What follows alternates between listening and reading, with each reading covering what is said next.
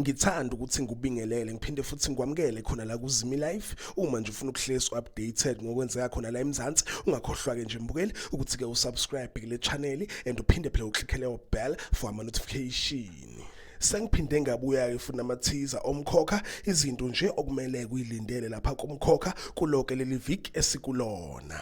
Into yokuqala kumele ke silindele lapha kumkhokha kuloke leli viki udaba ke engike ngalithinta before udaba olithinta umndeni wakwaGumede naye ke lapha uMenga kuvelile ukuthi uMenga uzongena ehlomile lapha kwaGumede uzobefuna ukubulala kwaSani. Baphinde baveza ukuthi ke uGabisile uzoblame uNobuntu ngenxa yezinto ezimbi ade zenzeka emndenini. Babeke sebeveza ukuthi uDifa uzohamba ubikela umndeni wakwaMthembu mayelana ke nesigameko esenzekile emndenini wabo. Ngidlule ngiye kudaba kolithinta uNdlovu baveza ukuthi ke uNdlovu uzobe sakholelwa ukuthi ke yena ubalulekile lapha ebandleni lamaJudiya.